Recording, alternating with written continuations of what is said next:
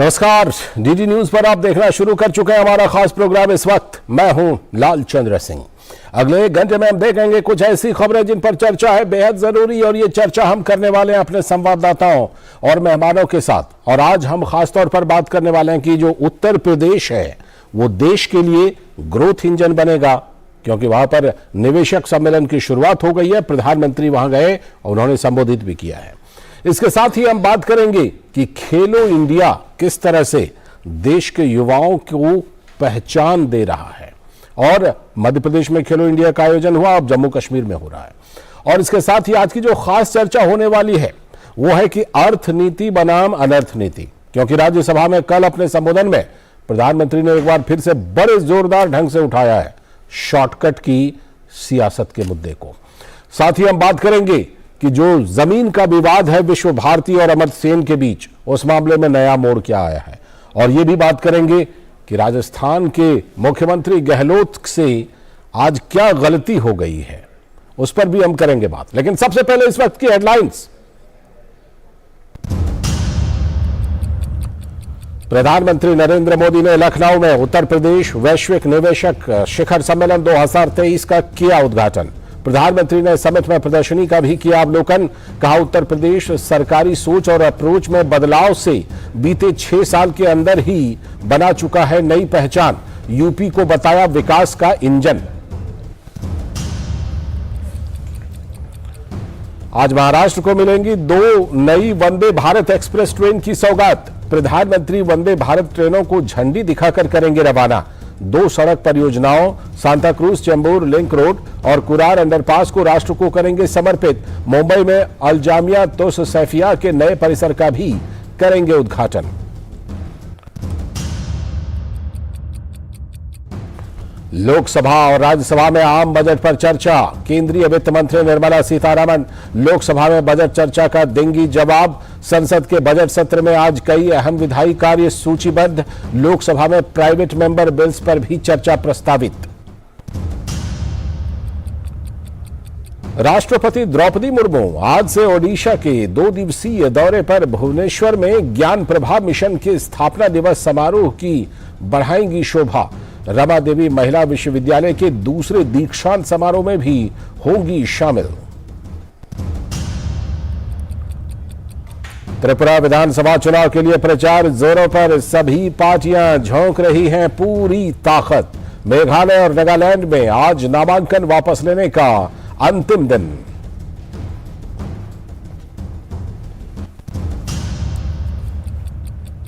और तुर्की और सीरिया में भूकंप के बाद राहत और बचाव कार्य युद्ध स्तर पर जारी। मृतकों की संख्या 21,000 के पार। हजारों लोग बेघर। भारत की ओर से तुर्की में भेजी गई एनडीआरएफ की टीमें ग्राउंड जीरो पर पीड़ितों की मदद में जुटी। तो ये थी इस वक्त की हेडलाइंस, और अब देखते हैं खबरों को विस्तार से। सबसे पहले आज का सबसे पहला एजेंडा, और ये एजेंडा है कि उत्तर प्रदेश देश के लिए ग्रोथ इंजन बन रहा है। प्रधानमंत्री नरेंद्र मोदी ने उत्तर प्रदेश वैश्विक निवेशक शिखर सम्मेलन 2023 का उद्घाटन किया, और निवेशक सम्मेलन को संबोधित करते हुए प्रधानमंत्री नरेंद्र मोदी ने कहा वे उत्तर प्रदेश के वाराणसी से सांसद भी हैं। तो पीएम ने कहा कि उत्तर प्रदेश के प्रति इस नाते उनकी विशेष जिम्मेदारी भी है।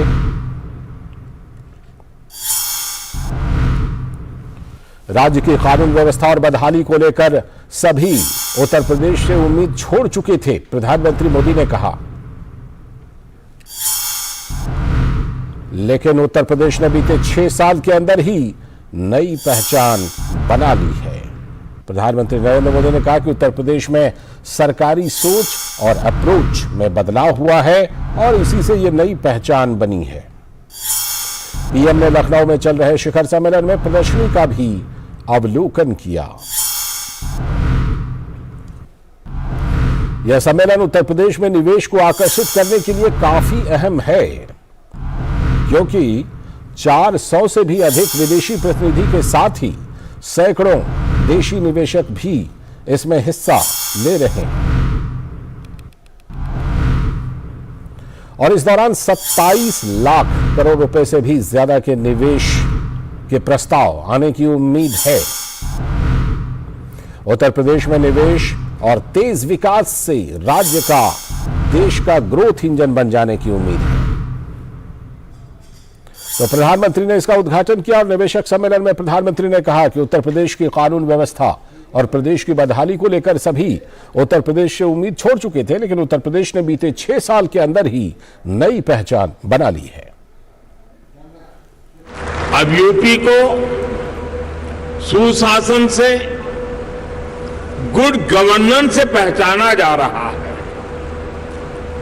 अब यूपी की पहचान बेहतर कानून व्यवस्था, शांति और स्थिरता के लिए है। अब यहां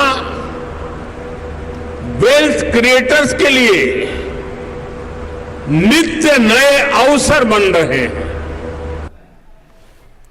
हमारे संवाददाता अजय मिश्र इस खबर पर और ज्यादा जानकारी देने के लिए फोन लाइन पर जुड़ रहे हैं। अजय, उत्तर प्रदेश देश का ग्रोथ इंजन बनेगा। हमने देखा कि किस तरह से उत्तर प्रदेश की अर्थव्यवस्था का आकार बड़ा हुआ, करीब करीब 2 गुने का आकार हो गया है पिछले कुछ सालों में ही। क्या इस निवेशक सम्मेलन में जिस तरह का रिस्पॉन्स मिल रहा है उससे हम ये उम्मीद कर सकते हैं कि देश के लिए उत्तर प्रदेश एक ग्रोथ इंजन बनेगा? देखिए, बिल्कुल सही कहा आपने। जिस तरह से जो इंटेंट पहले उत्तर प्रदेश ने किया था कि 10 लाख करोड़ रुपए के इन्वेस्टमेंट के इंटेंट उनको इस बार दिखाई दे सकते हैं।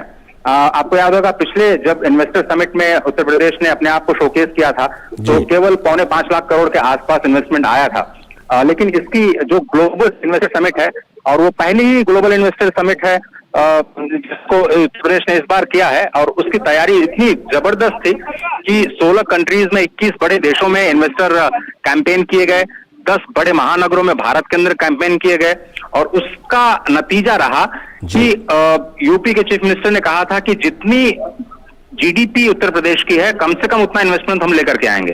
अब समझिए, जीडीपी है करीब करीब 20 लाख 21 लाख करोड़ रुपए, थोड़ी ज्यादा हो सकती है, लेकिन जो इन्वेस्टमेंट के इंटेंट मिले हैं वो 32 लाख करोड़ रुपए से ज्यादा के हैं जी। तो अब आप समझ सकते हैं कि जितना कहीं कहां 4.25 लाख करोड़, कहां पर ये करीब करीब 32 लाख करोड़ रुपए से ज्यादा, तो करीब करीब 6 गुने का, उससे भी ज्यादा का इंक्रीमेंट इस बार दिखाई देने को मिला है। अगर हम माने कि इसका आधा भी जमीन पे ट्रांसलेट होता है तो वो यूपी की इकोनॉमी के लिए बहुत बड़ी खबर इसलिए भी है क्योंकि यूपी पॉपुलेशन के हिसाब से इतना बड़ा है, 8% का पूरा योगदान करता है देश के जीडीपी में, और अगर वहां पर इतनी बड़ी मात्रा में निवेश आता है उसका मल्टीप्लायर इम्पैक्ट कितना देश की इकोनॉमी पे होगा, आप समझ लीजिए। तो $1 ट्रिलियन का जो ड्रीम देखा है उसकी एक बहुत ही मजबूत बुनियाद कहिए कि आज से शुरू हो गई है, और बहुत जबरदस्त रिस्पांस मिला है जिसको शायद उत्तर प्रदेश ने भी नहीं सोचा होगा।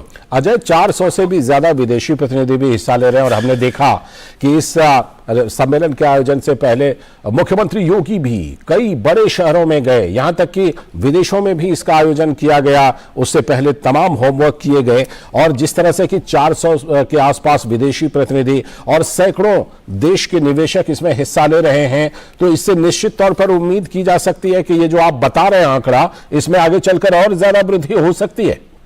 देखिए, सबसे बड़ी बात यह है कि ये जो इवेंट है केवल लखनऊ तक सीमित नहीं था। स्पष्ट तौर पर कहा गया कि 75 जो जिले हैं उसमें जो डिस्ट्रिक्ट मजिस्ट्रेट्स हैं उनकी अगुवाई में पूरे के पूरे सभी जिलों में इसको एक साथ लॉन्च किया गया है। तो अलग अलग जिलों में आपको इन्वेस्टमेंट के इंटेंट दिखाई दिए हैं। मिसाल के तौर पर आप देखें तो नोएडा को करीब करीब 86,000 करोड़ रुपए का इन्वेस्टमेंट मिला, ग्रेटर नोएडा को 88,000 करोड़ रुपए का इन्वेस्टमेंट मिला, कानपुर को देखें तो वो भी 70-80 हजार करोड़ रुपए के आसपास का इंटेंट मिला है, मेरठ को देखें 20,000 करोड़ रुपए का, उन्नाव जैसी जो छोटे जिले हैं वहां पर उनको 3,000 करोड़ रुपए के इन्वेस्टमेंट के इंटेंट मिले हैं। तो ये अलग अलग डिस्ट्रिक्ट्स में, और सभी डिस्ट्रिक्ट्स में एमओयू साइन होना, अलग अलग सेक्टर्स में साइन होना, और आपने देखा न केवल विदेशी इन्वेस्टर्स बल्कि जो घरेलू निवेशक हैं, जिसमें आज स्वयं मुकेश अंबानी जी ने कहा कि वो अगले कुछ सालों में 75,000 करोड़ रुपए का इन्वेस्टमेंट करेंगे। उससे पहले वो 50,000 करोड़ रुपए का पहले ही कर चुके हैं जी। कुमार मंगलम बिरला ने 25,000 करोड़ रुपए के इन्वेस्टमेंट की घोषणा की। टाटा इसी तरह से कह रहा है कि वो एयर इंडिया और के जरिए सारे शहरों को जोड़ने की कोशिश करेगा भारत के अंदर और इंटरनेशनली। टीसीएस के जरिए एक बड़ा इन्वेस्टमेंट करने की तैयारी है। अब देखिए, मैन्युफैक्चरिंग को देखें तो टेलीकॉम मैन्युफैक्चरिंग को लेकर के, स्मार्ट वॉचेस को लेकर के देश का सबसे बड़ा रेफ्रिजरेटर जो मैन्युफैक्चरिंग कंपनी है उसका भी ऐलान आज ही हुआ, डेक्सटॉन ने किया। तो ये कुछ बड़े ऐलान हैं जो ये दिखाते हैं कि उत्तर प्रदेश में निवेश का जो माहौल है वो वापस तेजी से आ रहा है, और जो मजबूती है, जो विश्वास है, उसमें बहुत ज्यादा बढ़ोतरी हो रही है। अजय, हमने कुछ सालों पहले तक देखा था कि इस तरह के जो सम्मेलन, वाइब्रेंट गुजरात टाइप के सम्मेलन गुजरात में ज्यादातर देखा जाता था, लेकिन आज जिस सोच और अप्रोच का प्रधानमंत्री ने जिक्र किया, क्या उसी सोच और अप्रोच का नतीजा है कि आज हम इस तरह का सम्मेलन उत्तर प्रदेश में देख रहे हैं? जी बिल्कुल सही बात है। और ये देखिए कि जो उत्तर प्रदेश है अभी न केवल एजुकेशन का हब बल्कि फार्मा का भी एक बहुत बड़ा हब होने जा रहा है। और अब अगली आवाज मेरे साथ है जो कि गाजियाबाद में यशोदा हॉस्पिटल के सुनील डागर जी हैं, जो कि हेड करते हैं। उनके जो इन्वेस्टमेंट प्लान है, उन्हीं की आवाज में आप सुनेंगे कि उन्होंने किस तरह से मेगा हॉस्पिटल सिटी प्लान किया है और क्या कुछ इनका इन्वेस्टमेंट है। सुनील जी, अब आपकी आवाज के जरिए। हाँ जी, मैं डॉक्टर सुनील डागर, मैं रिप्रेजेंट करता हूँ यशोदा मेडिसिटी, जो हमने इन्वेस्टर समिट के एमओयू के तहत जो इन्वेस्टमेंट किया और उसको हमने एग्जीक्यूट भी कर दिया है, और तकरीबन आधा प्रोजेक्ट हमने बना दिया। और ये तकरीबन 825 करोड़ रुपए का इन्वेस्टमेंट है यशोदा मेडिसिटी, जो 1200 बेड की अपने आप में एक विश्व स्तरीय फैसिलिटी होगी यूपी के अंदर। यूपी में सबसे बड़ा अस्पताल होने जा रहा है ये, और सबसे बड़ी कैंसर ट्रीटमेंट की फैसिलिटी होने जा रही है, जिसमें हम आने वाले समय में प्रोटोन फैसिलिटी के लिए भी प्रतिबद्ध हैं कि हम वो भी लेके आएंगे इसमें। अजय, और इसी के साथ हमने जो दूसरा इन्वेस्टमेंट किया है वो गौतम बुद्ध नगर ग्रेटर नोएडा शहर में किया है, जो एक बायोटेक पार्क है। उस पर तकरीबन हमने 500 करोड़ का इन्वेस्टमेंट हम करने जा रहे हैं। 10 एकड़ लैंड हमें मिला है, और जिसमें एक बड़ा ही यूनिक कॉन्सेप्ट के साथ, जिसमें बायोटेक्नोलॉजी से संबंधित रिसर्च, R&D को लेके, फार्मास्यूटिकल इंडस्ट्री की जो R&D से संबंधित है, डेटा सेंटर है, IT पार्क है, बड़ा ही एक मिक्स, और साथ ही साथ एक 300 बेड का सुपर स्पेशलिटी हॉस्पिटल बनाने जा रहे हैं, जो हमारे जेवर एयरपोर्ट के नजदीक भी होगा। ठीक है अजय, आपके मेहमान से जरा उनके एक निवेशक के तौर पर उनसे जानना चाहेंगे कि वो कैसा महसूस करते हैं कि उत्तर प्रदेश के सोच और अप्रोच में कितना बदलाव आया है।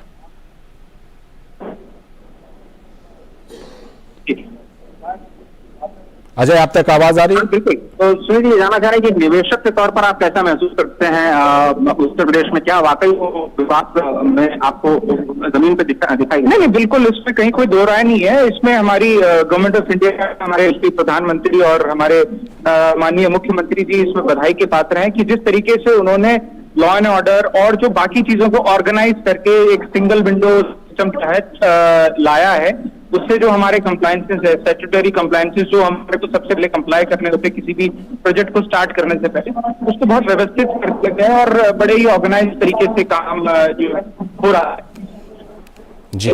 जी, चलिए, बहुत बहुत शुक्रिया अजय जुड़ने के लिए, और आपके साथ जो मेहमान जुड़े थे उनका भी बहुत बहुत शुक्रिया, और इस खबर पर विस्तार से बात करने के लिए, जानकारी देने के लिए। तो अब हम बढ़ते हैं अगली खबर की तरफ, और अगली खबर जो अगला हमारा एजेंडा है वो खेलो इंडिया से जुड़ा हुआ एजेंडा है। और ये जो खेलो इंडिया है, जैसा कि हम जानते हैं कि मध्य प्रदेश में तो खेलो इंडिया का सफल आयोजन हो चुका है। अब इसके बाद जम्मू कश्मीर में खेलो इंडिया विंटर गेम्स का आज से आयोजन हुआ है, और खेलो इंडिया विंटर गेम्स 11 गेम्स का इसके तहत आयोजन है। देश के 29 राज्यों और केंद्र शासित प्रदेशों से 1,500 से भी अधिक खिलाड़ी इसमें हिस्सा ले रहे हैं। खेलो इंडिया विंटर गेम्स का यह तीसरा संस्करण है। जम्मू कश्मीर के गुलमर्ग में 10 से 14 फरवरी तक 5 दिनों तक चलने वाला है ये, लेकिन गुरुवार को ताजा बर्फबारी हो चुकी है और इसके बाद से बर्फ की मोटी चादर से गुलमर्ग ढक गया है, तो और अच्छा माहौल हो गया है विंटर गेम्स के लिए। 4 फरवरी को तीसरे खेलो इंडिया राष्ट्रीय शीतकालीन खेलों के गान, शुभंकर और जर्सी का शुभारंभ किया गया था। जम्मू कश्मीर के उपराज्यपाल मनोज सिन्हा और केंद्रीय खेल मंत्री अनुराग सिंह ठाकुर ने इसका शुभारंभ किया था। इस वर्ष का जो शुभंकर है वो हिम तेंदुआ है, जो कि हिमालय की जीवंत विरासत को दर्शाता है। और खास बात यह भी है कि गुलमर्ग में जो खेलो इंडिया विंटर गेम्स का आयोजन हो रहा है, इससे जम्मू कश्मीर में पर्यटन को भी बढ़ावा मिलेगा। तो आर्टिकल 370 के हटने के बाद से बदले हुए जम्मू कश्मीर की ये एक और खूबसूरत तस्वीर है। जो खेलो इंडिया विंटर गेम्स के रूप में दिखाई पड़ रही है। देश भर के सैकड़ों खिलाड़ी जम्मू कश्मीर की खूबसूरती और संस्कृति से रूबरू होंगे इस दौरान। केंद्र की नरेंद्र मोदी सरकार का खेलों को बढ़ावा पर खास जोर है और इसी के तहत खेलो इंडिया कार्यक्रम सरकार की तरफ से आयोजित किया जाता है। खेलो इंडिया से देश के नौनिहालों की बन रही है पहचान, गरीब घरों के बच्चों को भी मिल रही है प्रसिद्धि। और केंद्रीय खेल मंत्री अनुराग सिंह ठाकुर ने इस खेल के बारे में, इस आयोजन के बारे में जो बताया, पहले उसे सुन लेते हैं, फिर अपने संवाददाता से जुड़ेंगे। यहाँ पे जो उत्साह, जोश, उमंग खिलाड़ियों में देखने को मिलता है वो अपने आप में लगता है कि भारत में विंटर गेम्स को लेकर अब और प्रोत्साहन मिल रहा है। जब से खेलो इंडिया गेम्स को प्रधानमंत्री नरेंद्र मोदी जी ने बल देना शुरू किया है, शुरुआत की है, खेलो इंडिया यूथ गेम्स हो, यूनिवर्सिटी गेम्स हो या खेलो इंडिया विंटर गेम्स का 3rd एडिशन हो, लगातार खिलाड़ियों की संख्या बढ़ी है, सुविधाएं बढ़ी हैं, गेम्स बढ़ी हैं और मुझे लगता है अब हमारे पास स्टार खिलाड़ियों की भी तादाद बढ़ने वाली। और हमारी संवाददाता रमा त्यागी इस खबर पर और ज्यादा जानकारी देने के लिए जुड़ चुकी हैं। जम्मू कश्मीर से जुड़ी खबरों पर बहुत पैनी नजर रखती हैं रमा, ये तीसरा खेलो इंडिया का आयोजन है। मुझे मौका मिला था, मैंने भी एक खेलो इंडिया विंटर गेम्स को कवर किया था गुलमर्ग में, और ये तीसरा आयोजन है। इस बार का जो आयोजन है इसमें क्या कुछ खास है पहले के आयोजनों के मुकाबले? देखिए लालचंद्र, ये जो आयोजन है खेलो इंडिया विंटर गेम्स का, ये केवल आयोजन नहीं है, ये जम्मू कश्मीर किस तरह से बदला है उसकी एक छटा दिखाई देती है धरती के स्वर्ग पर। और अब तक का ये सबसे बड़ा आयोजन बताया जा रहा है और बड़ी संख्या में जिसमें खिलाड़ी, करीब 1500 खिलाड़ी जो हैं इसमें हिस्सा ले रहे हैं देश भर में। तो अपने आप में देख सकते हैं कि जिस तरह से जम्मू कश्मीर के बारे में एक फेक नैरेटिव फैलाने की कोशिश लगातार की जाती रही है, अभी भी कुछ लोग करने की कोशिश कर रहे हैं, तो उसको एक बहुत बड़ा झटका है जब वहां पर इतनी बड़ी संख्या में युवा जो है इसे भाग ले रहे हैं। जो सरकार की तैयारी है और जम्मू कश्मीर के प्रति जो सरकार का रुझान है, जम्मू कश्मीर किस तरह से सरकार की प्राथमिकताओं में है, किस तरह से जो वहां के युवा हैं उन्हें तमाम क्षेत्रों में अवसर दिया जा रहा है, विशेषकर जो खेल प्रतिभाएं हैं उनको मौका मिल रहा है उन्हें आगे बढ़ने का। आपको याद होगा लालचंद्र, प्रधानमंत्री नरेंद्र मोदी ने जब 2023 की अपनी पहली मन की बात कही थी तो उन्होंने कश्मीर का जिक्र किया था। उन्होंने कहा था कि जो स्नो क्रिकेट है वो अपने आप में एक अद्भुत नजारा पेश करता है और उन्होंने लोगों से कहा भी था कि आप आइए और वहां पर इस तरह के जो विंटर गेम्स हैं उनका आनंद लीजिए। बेहद महत्वपूर्ण ये भी हो जाता है कि उन्होंने वहां के खिलाड़ी इमरान मलिक का जिक्र किया था, जम्मू एक्सप्रेस के रूप में जिसे जाना जाता है। तो आप देख सकते हैं कि प्रधानमंत्री ने इसका जिक्र किया, वहां पर आयोजन हुआ और स्वयं खेल मंत्री ने वहां पर वो गए, अनुराग ठाकुर, और वहां पर मौजूद हैं। वहां पर उन्होंने स्नो क्रिकेट भी खेला, चौके छक्के भी लगाए। तो अपने आप में बेहद महत्वपूर्ण हो जाता है। जो कश्मीर में बदलाव आया है उसकी एक बड़ी तस्दीक ये दिखाई देता है। इसके साथ ही सरकार की जो नजर है कश्मीर के ऊपर, किस तरह से कश्मीर को उभारना है, किस तरह से कश्मीर को आगे बढ़ाना है, किस तरह से वहां के युवाओं को मौका देना है, किस तरह से जो कश्मीर की छवि है विश्व पटल पर वो मुखर होती जा रही है, वो अपने आप में बेहद महत्वपूर्ण है। जिस तरह की नीतियां हैं, जो विश्वास बढ़ा है, उसको देखते हुए काफी महत्वपूर्ण हो जाता है लालचंद्र।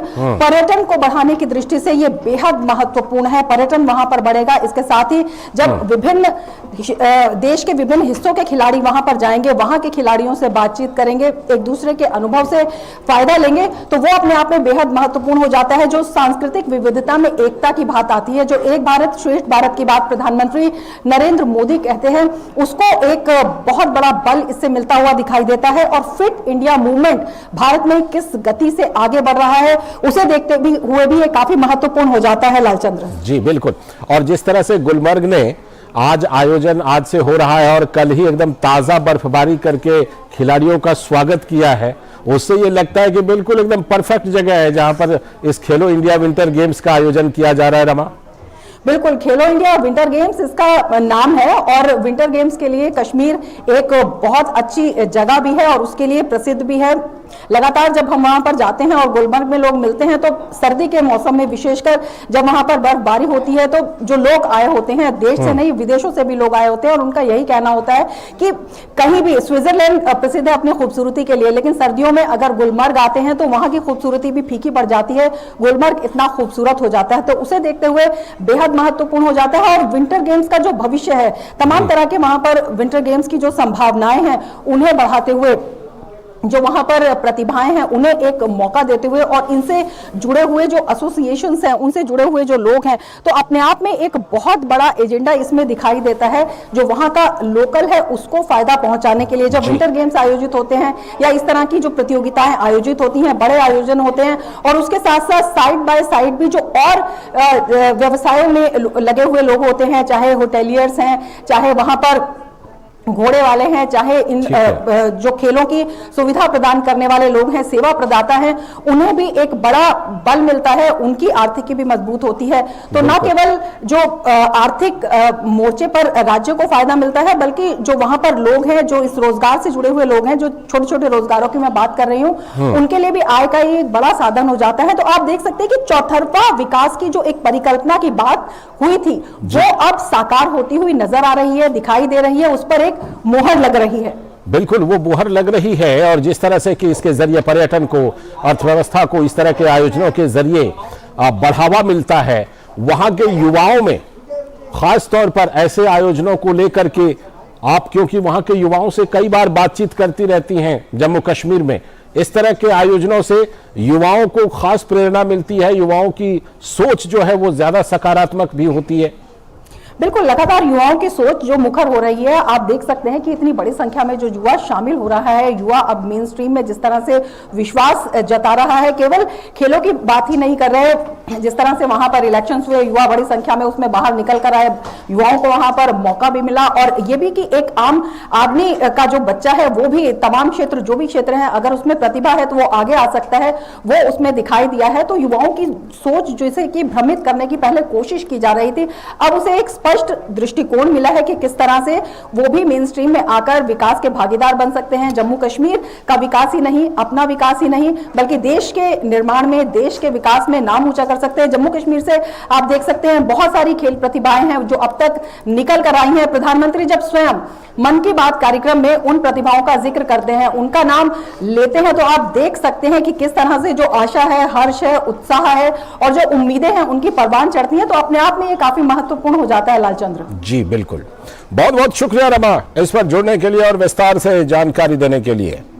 तो हमारी संवाददाता रमा त्यागी हमसे जुड़ी थी और खेलो इंडिया विंटर गेम्स जो जम्मू कश्मीर में गुलमर्ग में आज से जिसका आयोजन किया गया है, उसके क्या महत्व है, क्या फायदे हैं, उस पर विस्तार से हम बात कर रहे थे।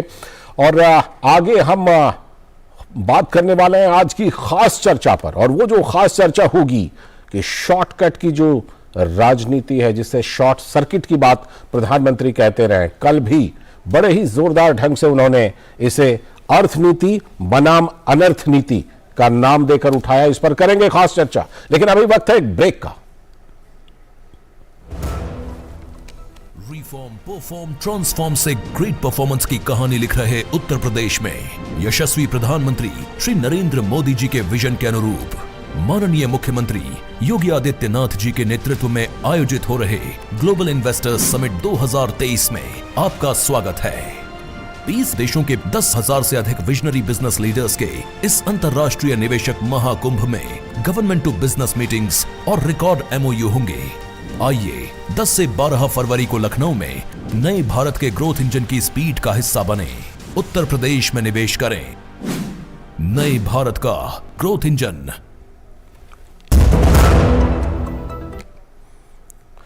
ब्रेक के बाद एक बार फिर से आपका स्वागत है DG न्यूज पर। आप देख रहे हैं इस वक्त, और अब बारी आ गई आज की खास चर्चा की, और आज की जो खास चर्चा है वो हम करने वाले हैं अर्थनीति बनाम अनर्थ नीति। जो प्रधानमंत्री ने मुद्दा उठाया है शॉर्टकट की राजनीति का, तो फ्रीबी और शॉर्टकट की सियासत पर PM मोदी का आप संसद में भी प्रहार, अनर्थ नीति दिया करार।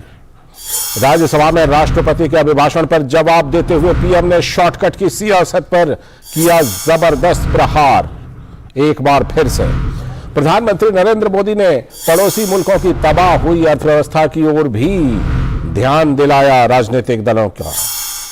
अर्थनीति बनाम अनर्थनीति के जरिए विपक्षी दलों को नई पीढ़ी पर बढ़ते कर्ज के बोझ की ओर याद दिलाई। राजनीतिक दलों से पीएम मोदी ने ऋणम कृत्वा घृतम पिबेत की जो नीति है उसको छोड़ने का आग्रह किया है। प्रधानमंत्री ने राज्यों में विपक्षी पार्टियों द्वारा ओल्ड पेंशन स्कीम यानी ओपीएस को लागू करने की लोक लुभावन वादों से सचेत किया है। कांग्रेस की अगुवाई वाले यूपीए शासन के दौर में ही ओल्ड पेंशन स्कीम के बदले न्यू पेंशन स्कीम लाई गई थी। गैर बीजेपी राज्यों राजस्थान, छत्तीसगढ़, हिमाचल प्रदेश और पंजाब ने लेकिन फिर से ओल्ड पेंशन स्कीम शुरू कर दिया है। कांग्रेस पार्टी की तरफ से हिमाचल में फ्रीबी और कर्नाटक और महाराष्ट्र में ओपीएस लागू करने का वादा है। हिमाचल में ओपीएस लागू कर चुकी है। योजना आयोग के पूर्व उपाध्यक्ष और प्रसिद्ध अर्थशास्त्री मोंटेक सिंह अहलूवालिया ने ओपीएस लागू करने की नीति को बेतुका बताया है। मोंटेक सिंह अहलूवालिया ने कहा कि राज्यों को दिवालिया कर देगी ये पुरानी पेंशन योजना। याद कीजिए, मनमोहन सिंह सरकार के दौरान होते थे योजना आयोग के उपाध्यक्ष। हिमाचल प्रदेश और पंजाब की बढ़ी है फंड जुटाने की बड़ी चुनौती। सरकार के खजाने पर भारी पड़ेगा ओपीएस का बोझ, रोकना पड़ेगा कई प्रोजेक्ट। लेकिन शॉर्टकट की सियासत में राजनीतिक दलों ने इसकी जिम्मेदारी आने वाली सरकार पर डाल दी है। उन्हें लगता है कि उन्हें तो देना पड़ेगा नहीं, क्योंकि दरअसल इन राज्यों में अभी ओपीएस लागू हो रहा है तो 5-10 साल के बाद ही कर्मचारियों को पेंशन देना होगा। तो वो सोच रहे हैं कि जो सत्ता में आएंगे वो भुगतेंगे। शॉर्टकट और फ्रीबी की सियासत पर सुप्रीम कोर्ट और चुनाव आयोग ने भी चिंता जताई है। चुनाव आयोग ने फ्रीबी को लेकर हुई घोषणा का रेवेन्यू मॉडल जनता के बीच रखने की अपील की थी राजनीतिक दलों से। शॉर्टकट की सियासत हानिकारक है। फ्री बिजली से पंजाब के बिजली बोर्ड पर बढ़ा हजारों करोड़ का कर।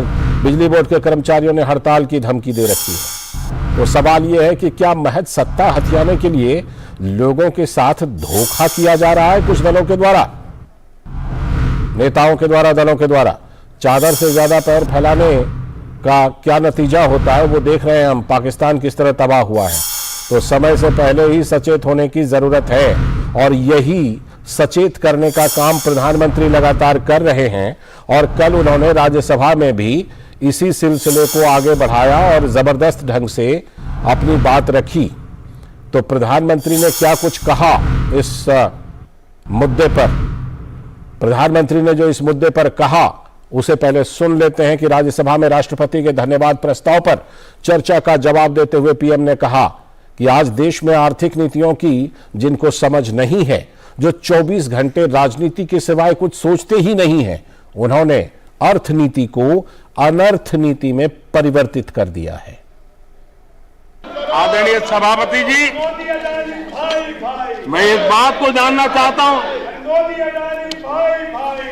मैं एक गंभीर विषय की ओर अब ध्यान देना भी चाहता हूं। महत्वपूर्ण विषयों को मैंने स्पर्श किया है और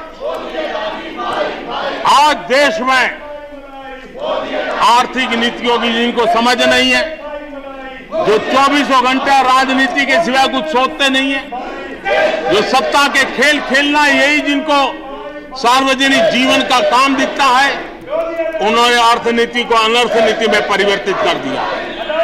मैं उनको चेतावनी देना चाहता हूं और मैं इस सदन की गंभीरता के साथ उनसे कहना चाहता हूं कि अपने रिस्पेक्टिव स्टेट को जाके समझाएं कि ये गलत रास्ते पर न चले जाएं। हम हमारे पड़ोस के देशों का हाल देख रहे हैं कि वहां पर क्या हाल हुआ है। अनाप शनाप कर्ज लेकर के किस प्रकार के देशों को डुबो दिए गए। आज हमारे देश में भी तत्कालीन लाभ के लिए अगर भुगतान करेगा तो आने वाली पीढ़ी करेगी। हम तो कर्ज करो जीपीओ वाला खेल आने वाला देखेगा। ये कुछ राज्यों ने अपनाया है, वो उनका तो तबाह कर देंगे, देश को भी बर्बाद कर देंगे। तो प्रधानमंत्री ने बड़े ही मजबूत शब्दों में ये बात एक बार फिर से रखी है राज्यसभा के अंदर कि ये जो नीति है शॉर्टकट वाली, ये तबाह कर देगी। और इसका नज़ारा हम देख रहे हैं आसपास के देशों में। इस पर चर्चा करने के लिए आज हमारे साथ जुड़ रहे हैं सबसे पहले सलाहकार संपादक हमारे विनोद मिश्र जी, और साथ में दो खास मेहमान भी जुड़ रहे हैं, डॉक्टर कौशल कांत मिश्रा जो भारतीय जनता पार्टी के प्रवक्ता हैं और नीरज मिश्रा जी भी जो कांग्रेस के प्रवक्ता हैं। बहुत बहुत स्वागत नीरज जी और कौशल कांत जी आपका भी। मैं शुरुआत करता हूं विनोद जी से। सबसे पहले विनोद जी, जिस तरह से प्रधानमंत्री लगातार इस मुद्दे को उठा रहे हैं और अब उन्होंने और ज्यादा इस मुद्दे को पैनापन दिया है ये कह करके कि ये अर्थनीति की जगह अनर्थ नीति हो रही है, और क्या प्रधानमंत्री की इन बातों पर राजनीतिक दल गंभीरता से विचार करेंगे ताकि हमारे देश की हालत या हमारे देश के कुछ राज्यों की हालत वैसी ना हो जाए जो हम आसपास के देशों में देख रहे हैं कैसी तबाही मची हुई है? लाल जी, ये जो प्राइम मिनिस्टर ने कल कहा था, प्राइम मिनिस्टर मोदी का, आप ये देखिए अर्थनीति बनाम अनर्थ नीति पे उन्होंने जो राष्ट्रपति के अभिभाषण पे जो चर्चा में भाग लेते हुए उन्होंने कहा है, वो बात पूरे देश को समझनी चाहिए जी। उन्होंने कहा कि ये अर्थनीति की जिसको समझ नहीं है और ये जो कोशिश में लगे हुए हैं उसका ताजा उदाहरण आज आप राजस्थान में देख सकते हैं कि आज राजस्थान में क्या हुआ। कि आप ये देखिए कि राजस्थान का जो ये बजट सत्र में जब सीएम अशोक गहलोत बजट पढ़ रहे थे, वो इस बजट पढ़ते पढ़ते पिछले साल का बजट को उन्होंने पढ़ना शुरू किया था। तो आप ये बताइए कि सवाल ये है कि उस बजट को बाद में बताया गया, जो कहा गया है कि राजीव शुक्ला जी कांग्रेस के बड़े नेता है, उन्होंने कहा ये टेक्निकल एरर था। लेकिन ये एक सीरियसनेस दिखाता है। जो विपक्ष का आरोप है कि आप सीरियस नहीं है, जब आप अर्थनीति बनाते हैं राज्यों को लेके तो आप बिल्कुल सीरियस नहीं होते हैं। आपका फोकस सिर्फ इलेक्शन जीतना होता है या सत्ता में आना होता है, और उस चीज का आपने एक उदाहरण अभी 4 घंटा पहले आपने देखा है राजस्थान के विधानसभा में जी। तो सवाल ये है कि आप जब अब आप देखिए कि उसी बजट में जो कुछ तारीफें भी हो रही है उस बजट के लिए, बात जो मैं छोटी बात कर दूं उसमें कुछ बात उसमें जोड़ दूं हाइलाइट्स में, तो उस बजट में सारे फ्रीबी की बात कही गई है। क्योंकि इसी साल में राजस्थान को असेंबली के इलेक्शन में जाना है, तो वहां महिलाओं को बस की फ्री की गई है, वहां 200 से 300 बिजली यूनिट फ्री कहा गया है। वहां उसी बजट में इस बार कहा गया है कि ये इस बार जो है वो सारे पेंशन, सारे सामाजिक पेंशन लागू होंगे। उसी में कहा गया है कि युवाओं को जो है वो भत्ता मिलेगा। तो ये सारी चीज करते समय में क्या आपके पास क्या वो रेवेन्यू मॉडल है जो आप करने जा रहे हैं? ठीक है। अब मैं आपको प्राइम मिनिस्टर के मोदी ने जो बात उठाया है अर्थनीति बनाम अनर्थ नीति का, जो ओपीएस की बात वो कह रहे थे, अभी हिमाचल में सरकार ने आते ही कांग्रेस ने कहा था कि हम पहले कैबिनेट में इसका ओपीएस का डिसीजन लेंगे। कितनी जल्दी थी उनकी कि पहले कैबिनेट में डिसीजन लेंगे। उस हिमाचल में जिसका रिसोर्सेज एकदम छोटा है, उसका पूरा रेवेन्यू जो है वो टूरिज्म पे है या बागवानी पे है, कोई बड़ी इंडस्ट्री या कोई बड़ा रेवेन्यू का मॉडल वहां नहीं है। जी जी। तो उस हालत में आप एक सिंपल आप इस फॉर्मूले, इस स्टैटिस्टिक्स को देखिए कि अगर हिमाचल प्रदेश के 100 रुपए की आमदनी में उसका 30 रुपए के लगभग जो है खर्च उसका सैलरी पे होता है, क्योंकि सबसे ज्यादा और स्टेट, पहाड़ी स्टेट में देखें कि वहां पे इंप्लॉई ज्यादा होते हैं, सरकारी इंप्लॉई। 30 रुपए उसके 100 रुपए में आप देखिए कि इंप्लॉई के सैलरी पे खर्च है। उसके बाद 15 रुपया जो बचता है उसमें उसका पेंशन पे खर्च होता है। 7 रुपया उसका इंटरेस्ट पे खर्चा होता है, और 11 रुपया जो है उसका रिपेमेंट जो इंटरेस्ट का है उस पे खर्च होता है। 9 रुपया जो है उसका वो जो बोर्ड है, निकाय है, उस पे खर्च होता है जी। तो बताइए राज्य के डेवलपमेंट के लिए आम लोगों के डेवलपमेंट के लिए कितना पैसा बच जाता है? 17 से 18 रुपया बच जाता है। ठीक है, ठीक है। अब आप ये देखिए कि इसी मॉडल को समझने की जरूरत है कि आप इसके बाद करेंगे क्या? या तो आप कर्ज लेंगे, अगर 1 लाख रुपए का कर्ज इसी बजट के बाद में लगभग 75,000 कर्ज की बात की है वहां के फाइनेंस मिनिस्टर ने, तो आप सिर्फ कर्ज बढ़ाएंगे। और दूसरा जो प्राइम मिनिस्टर कह रहे थे कि ये जो ऋणं कृत्वा घृतम पिबेत का जो फॉर्मूला है ये आप अगली पीढ़ी पे छोड़ रहे हैं, क्योंकि आपको पता है कि इस ओपीएस का जो ये फायदा या नुकसान है वो अगली पीढ़ी को झेलना है। लौटता हूं आपके पास और जो सवाल आपने उठाए हैं उसमें निश्चित तौर पर मुझे लगता है नीरज जी पहले जवाब देना चाहेंगे। नीरज जी ये बताइए कि मोंटेक सिंह अहलूवालिया बहुत ही तेज तर्रार अर्थशास्त्री, बड़ी उनकी पहचान है, और यूपीए के दौरान मनमोहन सिंह जी की सरकार के दौरान ओपीएस की जगह एनपीएस लाया गया, न्यू पेंशन स्कीम। लेकिन अब आपकी जो राज्य की सरकारें हैं वो एक एक करके ये कर रही है, और मोंटेक सिंह अहलूवालिया कह रहे हैं कि ये तो राज्यों को दिवालिया बना देगा ये इस तरह की योजना। तो आखिर इस तरह की सियासत क्यों? लालचंद्र जी, पहले तो संपादक जी से मैं एक बार ये सवाल पूछ लीजिए। मुख्यमंत्री अशोक गहलोत के बारे में इन्होंने कहा कि आज उन्होंने गलत बजट पढ़ा, तो एक बार ये भी देश की जनता को बता दीजिए कि नरेंद्र मोदी जी ने लोकसभा और राज्यसभा के 21 घंटे के भाषण का जो उनका समय था उसमें 3 करोड़ लाभार्थी बढ़ा दिए। तो ये भी जरा बता दीजिए कि नल जल में 8 करोड़ लाभार्थी हैं कि 11 करोड़, क्योंकि ऐसी हल्की बात करके हम लोग निकल जाएं और दूसरे की गलती ना बताएं, उसका फायदा नहीं। देखिए, अंग्रेजी में लालचंद्र जी एक बड़ी अच्छी कहावत है, थिंकिंग आउट लाउड। आप जो मन में सोच रहे होते हैं उसको बोलते हैं। तो मुझे लगता है नरेंद्र मोदी जो राज्यसभा का भाषण था वो अपनी सरकारों के बारे में सोच रहे थे। मैं ऐसा क्यों कहता हूं समझिए, जब 2014 में यूपीए की सरकार सत्ता से गई और नरेंद्र मोदी जी की सरकार आई, तो एक व्यक्ति ऊपर जो फिस्कल एक्सपोजर था, जो कर्जा था, अगर उसको आप सरल भाषा में समझे तो वो 75,000 रुपए का था। आज 9 साल के बाद प्रत्येक व्यक्ति इस देश के उसके ऊपर 2.25 लाख रुपए का कर्जा है। नीरज जी, वित्तीय आंकड़ों पर हम लोग चर्चा करते रहे, आगे भी करेंगे। मैंने जो आपको मोंटेक सिंह अहलूवालिया के बारे में पूछा है और जिस तरह से आपकी सरकारें ओल्ड पेंशन स्कीम लागू कर रही हैं, और इतना ही नहीं, मैं आपको यह भी कह दूं कि हिमाचल प्रदेश में रिपोर्ट आई थी कि सरकारी कार्यालयों को बंद करने की नौबत आ रही है। इतना ही नहीं, प्रियंका गांधी जाकर के कर्नाटक में कहती हैं कि महिलाओं के खाते में इतने 2,000 या 1,500 रुपए देंगे महीने में। इस तरह की चीजें जो आम आदमी पार्टी वाली नीतियां हैं, उस पर जिस तरह एक जिम्मेदार और बड़ी पार्टी कांग्रेस जा रही है, आपके अपने अर्थशास्त्री उससे अलग एकदम बिल्कुल विपरीत राय रख रहे हैं। मोंटेक सिंह अहलूवालिया, लालचंद्र जी, देखिए, जो संविधान की प्रस्तावना है जी, उसके अंदर एक बड़ा सटीक शब्द है जिसको कहा गया सोशलिस्ट। ठीक है, हम लोग समाजवादी सरकार हैं। हाँ। हम लोगों की जिम्मेदारी है कि जो भी का इस देश का, हाँ, जिसको आर्थिक, सोशल और एक इकोसिस्टम की जरूरत है जिसके अंदर वो आगे बढ़ सके, उसके लिए काम करना तो जरूरी है लालचंद्र जी, सरकारों का ही काम है। हम लोग अगर अपने सोशलिस्ट इकोसिस्टम को अगर कैपिटलिज्म की तरफ लेकर जाना चाहेंगे, जैसे कि देखिए इसी बजट में लालचंद्र जी जरा एक बार जरा पूछ लीजिए नीरज जी को कि इनका जो सोशलिस्ट इकोसिस्टम था उसको नरसिंह राव ने क्यों बदल दिया? मैं वही कहने वाला था कि कितनी बार हम लोग यू टर्न लेंगे। हमने पहले उदारीकरण किया और अब हम सोशलिज्म के तहत जाकर के अकाउंट में पैसे डालेंगे और एनपीएस से याद दिला दीजिए एक बार कि ये सोशलिस्ट इकोसिस्टम जो नेहरू जी से लेकर इंदिरा गांधी, वही मैं भी कहने वाला था, उसको नरसिंह राव ने क्यों बदल दिया? कितनी बार हम टर्न लेंगे नीरज जी? देखिए लालचंद्र जी, इकोनॉमिक जो पॉलिसीज हैं वो आपकी हमेशा एक दिशा में नहीं हो सकती। अच्छा, आपको वैश्विक नियमों को देखते हुए, वैश्विक स्थिति को देखते हुए आपको अपनी इकोनॉमिक पॉलिसी चेंज लाना पड़ता है। आप देखिए, मैं जो आपको उदाहरण दे रहा था, आपने इस बजट के अंदर शिक्षा का बजट कम किया है, आपने हेल्थ केयर का बजट कम किया है, आपने रूरल अर्बन गारंटी स्कीम जो एम्प्लॉयमेंट मनरेगा उसका बजट कम किया है, आपने इंसेंटिव बढ़ाया ग्रीन हाइड्रोजन के लिए।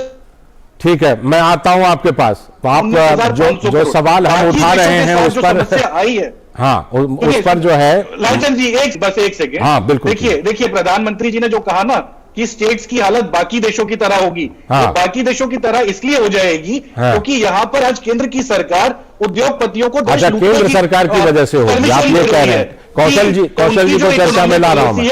कौशल जी कह रहे हैं कि मोंटेक सिंह अहलूवालिया जिस तबाही की बात कर रहे हैं ना, वो तबाही राज्यों की वजह से नहीं, केंद्र की वजह से आएगी तो उस रास्ते पर चल के जरूर, ये स्वीकार कर रहे हैं, लेकिन कह रहे हैं केंद्र की वजह से आएगी। मैं बहुत देर से सुन रहा था, मैं अपने दोस्त से सिर्फ ये पूछना चाहूंगा कि 2014 के पहले भारत को गुना जाता था इकोनॉमी में 5 फ्रेजाइल कंट्री होते थे, उसमें भारत देश का नाम आता था। आज इसी इकोनॉमिक पॉलिसीज हम वर्ल्ड की 5th इकोनॉमी बन गए। ये किसकी, ये इसी तरह आ रहा हूं नीरज जी। आप बताइए ना, ये फैक्ट है ना। फ्रेजाइल 5 ग्रुप में इंडिया आता था, आज हम वर्ल्ड की 5th इकोनॉमी बन गए। सर देखिए प्लीज नीरज जी इनको सुन लेते हैं, फिर आपके पास आएंगे। नीरज जी पहले इनका जवाब सुन लेते हैं, फिर आपके पास आएंगे। हाँ, बोलिए कौशल जी। मैं, नीरज जी ने बोला, सबने बोला, मैं किसी के बीच में नहीं बोलता। मैं उम्मीद करता हूं सब सभ्यता से रहेंगे। ठीक, तो फ्रेजाइल 5 से 5th इकोनॉमी बनाने में इसी इकोनॉमिक पॉलिसी का हाथ है। और जो मेरे मित्र बता रहे थे, इन्होंने जब से देश आजाद हुआ तब से 70% से ज्यादा टाइम कांग्रेस सरकार राज करती रही थी। उसके बाद भी आज हमें 80 करोड़ लोगों को अनाज देना पड़ रहा है। ये पॉलिसी थी इनकी। गरीबी हटाओ का नारा दे दे करके हर बार एक परिवार की गरीबी हटाते रहे और देश के गरीब बढ़ाते रहे। इस तरीके की बात करते हैं। आज देश में 108 यूनिकॉर्न है। एनर्जी कंपनसेशन में हम 3rd नंबर पे आते हैं। रिन्यूएबल एनर्जी में हम 4थे नंबर पे आते हैं। ठीक है कौशल जी, ये तमाम आंकड़े हैं। नहीं, मुझे पूरा करने दीजिए, पूरा करने दीजिए। एजुकेशन और हेल्थ का इन्होंने बात की। पहले तो मैं ये बताना चाहूंगा, एजुकेशन और हेल्थ थोड़ा जान लीजिए नीरज जी, ये स्टेट के सब्जेक्ट होते हैं और इसके लिए भी केंद्र ने इतना बजट दिया है, बाकी स्टेट वाले कुछ करेंगे। और अगर आप बेरोजगारी की बात करते हैं तो आज जब इनके यहाँ सरकार थी 2014 के पहले, तो बेरोजगारी दर और महंगाई दर दोनों डबल डिजिट में चलते थे। आज भी देश की बेरोजगारी दर 7% है, राजस्थान की बेरोजगारी दर 27% है। ये कांग्रेस का शासन है। चलिए एक सवाल का जवाब आप ये दीजिए कौशल जी, एक सवाल का जवाब आपसे ये हम लेना चाहते हैं कि प्रधानमंत्री लगातार इस मुद्दे को उठा रहे हैं, ठीक है। चुनाव आयोग और सुप्रीम कोर्ट भी इस मामले में, सुप्रीम कोर्ट में सुनवाई चल रही है। चुनाव आयोग ने राजनीतिक दलों से पूछा है, एक राजनीतिक दल के तौर पर बीजेपी इस पर क्या रुख लेने वाली है? किस पे? फ्रीबी पॉलिसी, शॉर्टकट की राजनीति और फ्रीबी की राजनीति पर। फ्रीबी की राजनीति में बीजेपी का स्टैंड बिल्कुल साफ है कि फ्रीबी की राजनीति हम नहीं करते हैं। और ये जो 80 करोड़ लोगों का अनाज जा रहा है, ये कोविड की वजह से जा रहा है। जैसे ही कोविड का इफेक्ट खत्म होगा, इकोनॉमी स्टेबलाइज होगी, जिस भी चीजें, जब फ्रीबी का मतलब आप समझिए, जिस तरीके से कह रहे हैं कि हम बच्चों को फ्री स्कूटर देंगे, आप उनको अकाउंट में पैसे डालेंगे, आप वो चीजें जो मुफ्त में आप किसी को सपोर्ट कर सकते हैं, वो भी उस ग्रुप को, एक पर्टिकुलर सेक्शन को दिया जा सकता है। वीकर सेक्शन के लिए हम कुछ करें वो ठीक है, लेकिन पूरी सोसाइटी के लिए जब आप करते हैं तो वो फ्रीबी आता है। जब आप पर्टिकुलर सेक्शन के लिए करते हैं तब वो फ्रीबी नहीं आता है। आप इसको ऐसे समझिए ना, हम किसी को अगर कोई बीमार है तो उसको छड़ी पकड़ाएं, वो फ्रीबी नहीं है। लेकिन उस बीमार को छड़ी के साथ साथ हम क्या पूरी सोसाइटी को छड़ी बांट दें, ये फ्रीबी है। चलिए ठीक है, आपने एक परिभाषा देने की कोशिश की है कि भाई जो कल्याणकारी व्यवस्था है और फ्रीबी है उसमें क्या अंतर है। मैं रुख करता हूं कांग्रेस प्रवक्ता नीरज मिश्रा जी का और उसके बाद विनोद जी का भी रुख करूंगा।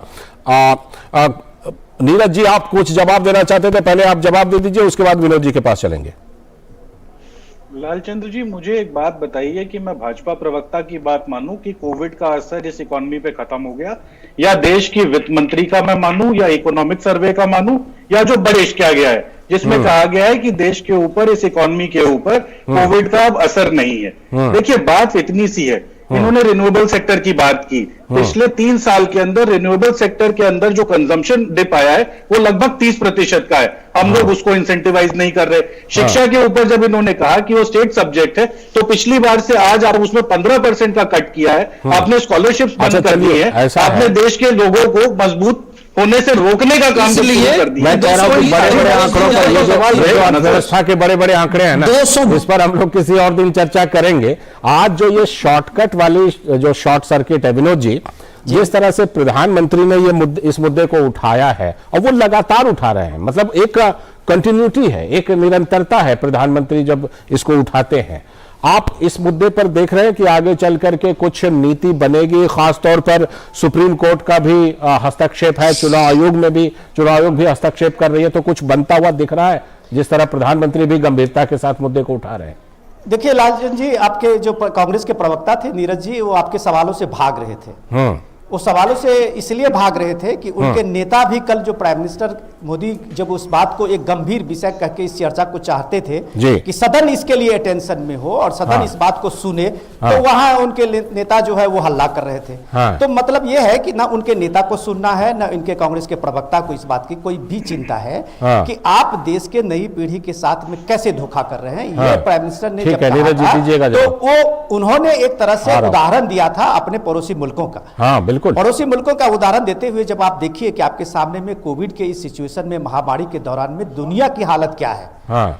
आप ये देखिए कि दुनिया की अर्थव्यवस्था के साथ में आप भारत की आज की अर्थव्यवस्था को कंपैरिजन कीजिए। जब ये महंगाई और बेरोजगारी के डेटा लेके आते हैं नीरज जी और नीरज जी के सारे पार्टी के लोग, तो ये बात भूल जाते हैं कि किस सिचुएशन में भारत अपने को संघर्ष कर रहा है। और उस सिचुएशन की बात आप देखिए कि पाकिस्तान की हालत क्या है कि IMF पिछले 15 दिन से पाकिस्तान में IMF के जो सारे अधिकारी हैं वो बैठे हुए हैं और पाकिस्तान को लगातार इस बात को लेकर सलाह दे रहे हैं कि आप अपना जो रेवेन्यू मॉडल है है उसको चेंज करो, कर्ज लेके कर्ज का जो डेवलपमेंट आपका है उसको बदलना होगा। आपको रेवेन्यू मॉडल में लोगों में टैक्स को लेके आना होगा। ठीक है, लोगों से जब टैक्स आएगा, रेवेन्यू आएगा, तभी आपको कोई कर्ज देगा। तो ये स्थिति को आप इनको मैं थोड़ा सा और इसका विस्तार में बता देता हूं। इस चीज को कैसे आप देखिए कि पंजाब में देखिए, पंजाब में आज की तारीख में 3.5 लाख करोड़ का कर्ज है, जो इस बार के उसके बजट में उनका उन्होंने खुलासा किया है वहां के फाइनेंस मिनिस्टर ने। अब ये 3.5 लाख करोड़ के बजट के वाले पंजाब में वो कर क्या रहा, उसकी सरकार को आप देखिए कि वो फ्रीबी का जो स्कीम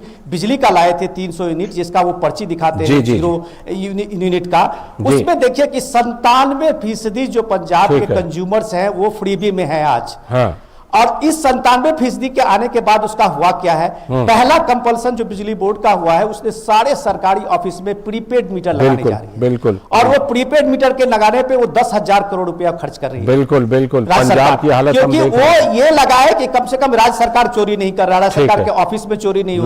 लेकिन आप इधर कर बिजली फ्री कर रहे हैं, तो आप ये देखिए कि हर साल 10,000 से 12,000 करोड़ रुपया उसका डिफिसिट हो रहा है। ठीक है। तो ये जो वहां सरकारी कम से कम अखबार पढ़े और चीजों को दुरुस्त करें कि सारे बिजली बोर्ड के अधिकारी और कर्मचारी जो है वो हड़ताल पे जाने वाले हैं पंजाब में, कि बिजली बोर्ड चलाने के लिए पैसा नहीं है, लेकिन आप आई 0 बिल का बजट दिखा के ले रहे हैं। तो ये जो पॉपुलरिज्म है उसके बारे में प्राइम मिनिस्टर ने एक तरह से लोगों को सचेत किया है कि आप नई दूसरी पीढ़ी जो है उस पे ये कर्ज का बोझ बढ़ा के आप अगर सत्ता में बने रहने की दावा करते हैं या सत्ता में आने की लालसा रखते हैं, तो ये एक धोखा है। ठीक है, आम आदमी पार्टी के रास्ते पर क्यों कांग्रेस पार्टी जा रही है, इस पर छोटा सा रिएक्शन नीरज जी का लेंगे, लेकिन पहले कौशल जी ये बताइए, हमारे देश में संघवादी व्यवस्था है और जिन राज्यों में मान लीजिए आम आदमी पार्टी की, कांग्रेस की, विपक्ष की सरकारें हैं, वो इस तरह से किए जा रही हैं, तो आप क्या कर पाएंगे, बताइए। देखिए, ये तो देश की जनता को डिसाइड करना है कि उसे किसके साथ रहना है। जैसा कि अभी जनता का मूड है वो भारतीय जनता पार्टी के साथ है, और जितना हो सकेगा, चाहे विपक्ष की भी सरकारें हों, चाहे छत्तीसगढ़ के एग्जाम्पल को ले लीजिए, वहां का बजट हमारी सरकार न होने के बावजूद भी पिछले बजट से कम 5 to 7 टाइम्स बढ़ा दिया गया है। तो सरकार, मोदी सरकार सबको बराबर देगी, जहां जरूरत हो वहां ज्यादा देगी, लेकिन ये जनता के में हम जा रहे हैं, जनता को मैंडेट लेना है, उन्हें किस सरकार को चुनना है, और हम एक स्टेबल इकोनॉमी बना रहे हैं। हम आप देखिए, हम और एक चीज सबसे इंपॉर्टेंट है, कांग्रेस सरकार का मूड सिर्फ यह कि हम किसी तरीके से मोदी जी को हटाएं और अपनी सत्ता लाएं, अब 5 साल की जुगाड़ कर रहे हैं, जबकि यहां मोदी जी पूरे गोल्डन पीरियड की बात कर रहे हैं, 75 साल के बाद का 100 साल का पूरा विजन है उनका। हम राजनीति नहीं कर रहे हैं, हम राष्ट्रनीति कर रहे हैं, राष्ट्र के मन बनाने के लिए। लाल जी, एक सवाल आप नीरज जी को पूछिए कि ये ओपीएस उन्हीं के सरकार में आई थी, तो उस पे ये एनपीएस की क्या पहला ही सवाल पूछा था। नहीं, मैं ये कह रहा हूँ, उनको पूछिए, जवाब नहीं मिलेगा। मनटूक सिंह अहलूवालिया इस बात को बता रहे हैं कि ओपीएस में जब राज्य सरकार की एक जिम्मेदारी होती थी, और ये जो एनपीएस है उसमें उसको एक मार्केट से जोड़ा गया है, ताकि उसका जो पैसा जमा है उसको उसके डिविडेंड के साथ में उसको मिले। अब अगर इस गारंटी के साथ में ये एनपीएस का है और लोग उस एनपीएस को पिछले 10-15 साल से स्वीकार किया है, तो आखिर कांग्रेस की क्या मजबूरी है कि वो हर स्टेट में जो चुनावी स्टेट है उसमें अपना पहला जो मैनिफेस्टो में नीरज जी आप ही को जवाब देना है, ओपीएस का क्यों होता है। नीरज जी जवाब दीजिए, और ये भी कि क्या आम आदमी पार्टी के रास्ते पर चलते रहेंगे आगे भी। लालचंद्र जी, एक हिंदी में कहावत है ना, मीठा मीठा गप और कड़वा कड़वा थू थू। ये पाकिस्तान का नजारा दिखा के डरा तो देते हैं, नहीं बगल में और बांग्लादेश की जो स्थिति है वो श्रीलंका देख लीजिए, सुनिए ना, वो बांग्लादेश की स्थिति बताइए, और श्रीलंका भी जो बैंकरप्ट हुआ उसमें भी माननीय शायद प्रधानमंत्री जी का हाथ था, क्योंकि जेपीसी के सामने वहां कहा गया कि उन्होंने प्रेशराइज करके एक प्रोजेक्ट किसी बड़े उद्योगपति को दिला दिया। उस बस सब बात को चलिए, एनपीएस पिछले 9 साल जवाब दे दीजिए। जो आर्थिक नीति है, जी मैं इसी पर बात कर रहा हूँ। देखिए, पिछले जो 9 साल की इकोनॉमिक नीति है वो बिल्कुल फेल रही है। आज आम आदमी की जेब में पैसा नहीं है, और जब तक आपकी जेब में पैसा नहीं रहेगा तब तक आप सुनिए ना, उसका सिंह अहलूवालिया से आप सहमत नहीं है नीरज जी, आपकी पार्टी प्रतिशत आज कांग्रेस की अहलूवालिया जैसे अर्थशास्त्री नीरज जी इसका जवाब दे दीजिए। देखिए कि आगे चल कर क्या मोड़ लेता है, प्रधानमंत्री तो बार बार उठा ही रहे हैं, सुप्रीम कोर्ट और चुनाव आयोग भी इस पर गंभीरता से विचार कर रहा है, लेकिन उम्मीद यही है कि मोंटेक सिंह अहलूवालिया ने जो बात कही है उस पर सारे पार्टी के लोग, प्रधानमंत्री ने भी बात रखी है, सब लोग जरूर सोचेंगे और उसका उसी हिसाब से अपनी नीतियां बनाएंगे। अभी समय समाप्त हो रहा है। बहुत बहुत शुक्रिया नीरज जी, लेकिन करेंगे कभी चर्चा जरूर। नीरज जी जरूर करेंगे आगे भी चर्चा। बहुत बहुत शुक्रिया फिलहाल जुड़ने के लिए। कौशल जी आपका भी और विनोद जी आपका भी जुड़ने के लिए बहुत बहुत शुक्रिया। तो आज की चर्चा हमारी इसी पर थी कि अर्थनीति बनाम अनर्थनीति का जो मुद्दा है उसमें आगे चल करके क्या होना है, क्या राजनीतिक पार्टियां सबक लेंगी। वक्त है एक ब्रेक का, और ब्रेक के बाद जब लौटेंगे तब रुख करेंगे आज की कुछ और बड़ी खबरों का। रिफॉर्म, परफॉर्म, ट्रांसफॉर्म से ग्रेट परफॉर्मेंस की कहानी लिख रहे उत्तर प्रदेश में यशस्वी प्रधानमंत्री श्री नरेंद्र मोदी जी के विजन के अनुरूप माननीय मुख्यमंत्री योगी आदित्यनाथ जी के नेतृत्व में आयोजित हो रहे ग्लोबल इन्वेस्टर्स समिट 2023 में आपका स्वागत है। 20 देशों के 10,000 से अधिक विजनरी बिजनेस लीडर्स के इस अंतर्राष्ट्रीय निवेशक महाकुंभ में गवर्नमेंट टू बिजनेस मीटिंग्स और रिकॉर्ड एमओयू होंगे। आइए 10 से 12 फरवरी को लखनऊ में नए भारत के ग्रोथ इंजन की स्पीड का हिस्सा बने। उत्तर प्रदेश में निवेश करें। नए भारत का ग्रोथ इंजन।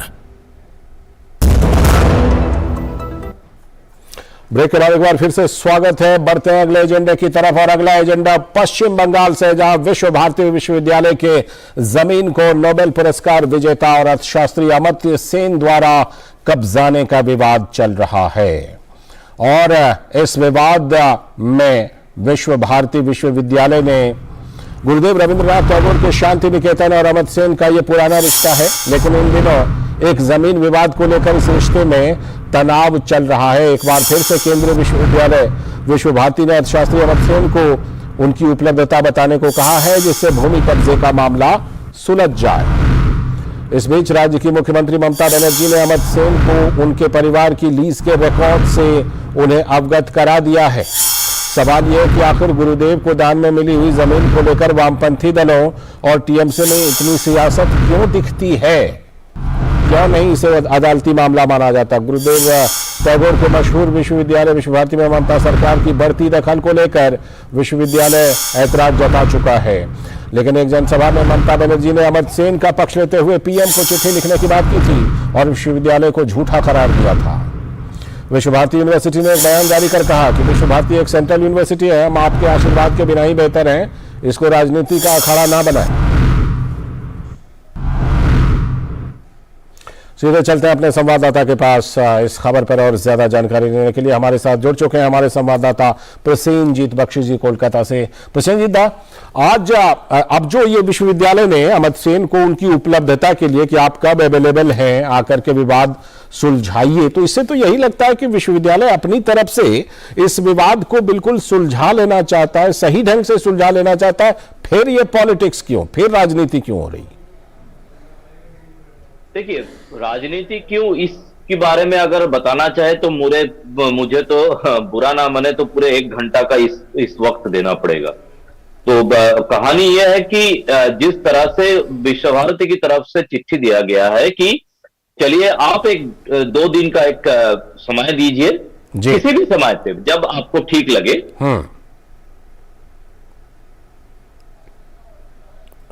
अनम्यूट लोग साथ में रहे, सॉरी आप भी रहे, हमारा भी लोग साथ में रहे और हम मापजोत कर ले तो और इससे दूध का दूध और पानी का पानी मिल जाएगा, निकल आएगा कि 1.25 एकड़ है या 1.38 एकड़ है। बिल्कुल। लेकिन ये काफी साफ सुथरा एक ऑफर है, क्योंकि आखिर तक देखिए लालचंद, ये अमर्त्य सेन सिर्फ एक अर्थशास्त्री नहीं है, ये सिर्फ एक तथाकथित नोबेल लॉरिएट नहीं है, ये हिंदुस्तान के लिए ये भारत रत्न है। तो ये भारत रत्न एक हिंदुस्तान के लिए, भारत के लिए एक गर्व का विषय है, और वो किसी इस तरह की डिस्प्यूट में उलझ जाए, ये भारत के लिए और भारत के लोगों के लिए ठीक नहीं है। और इसीलिए विश्व भारती की तरफ से बार बार ना इसे अदालत तक खींच के ले जाया जा रहा है। ये उम्मीद किया जा रहा था कि जो अमर्त्य सेन है वो खुद से इस बात को मान लेंगे और सहमति से नापजोक करने देंगे, लेकिन ना उन्होंने इसके बारे में कोई इशारा किया है। और साथ में पहले वामपंथियों ने और अभी तृणमूल कांग्रेस ने ये सारे राजनीति का दांवपेच विश्व भारती को लेकर करने की कोशिश कर रहे हैं। जी बहुत बहुत शुक्रिया। आज समय की कमी है, आगे हम फिर इस मुद्दे पर कभी चर्चा करेंगे। आपका फिलहाल बहुत बहुत शुक्रिया दादा, जुड़ने के लिए और जानकारी देने के लिए। और अगला जो एजेंडा है वो राजस्थान से। अपने शासनकाल के आखिरी बजट में मुख्यमंत्री अशोक गहलोत टेक्निकल एरर का शिकार हो गए। पिछले साल के बजट का कुछ अंश पढ़ दिया अशोक गहलोत ने।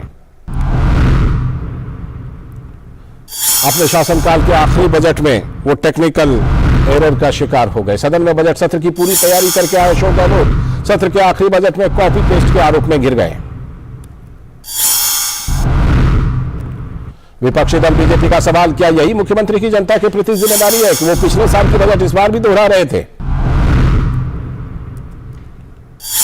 हालांकि चुनावी बजट में इस बार अशोक गहलोत ने फ्रीबी की छड़ी लगा दी है। फ्री बिजली से लेकर बसों में महिलाओं की फ्री यात्रा, आम आदमी पार्टी के बजट की कॉपी ही ज्यादा दिखती है। यही सवाल हम अभी पूछ भी रहे थे और हम देखते हैं कि क्या कुछ इस मामले पर बीजेपी ने, वसुंधरा राजे ने कहा है। पहले उसे सुन लेते हैं। इनका बजट केवल और केवल इनकी अटैची में पैक रहता है, लॉक एंड की रहता है, किसी को भी इसकी जानकारी नहीं होती है। वो ये पढ़ रहे हैं, लाइनें सही पढ़ रहे हैं या गलत पढ़ रहे हैं, इसका उनको पता कैसे लगा? ये विपक्ष के नेता गुलाब चंद कटारिया थे, भारतीय जनता पार्टी के नेता, वो ये सवाल उठा रहे थे। तो अशोक गहलोत इस टेक्निकल एरर का आज शिकार हो गए। और इसी के साथ आज के इस वक्त में इतना ही। पूरी टीम को दीजिए अनुमति, लेकिन डीडी न्यूज पर खबरों और कार्यक्रमों का सिलसिला लगातार जारी है। नमस्कार।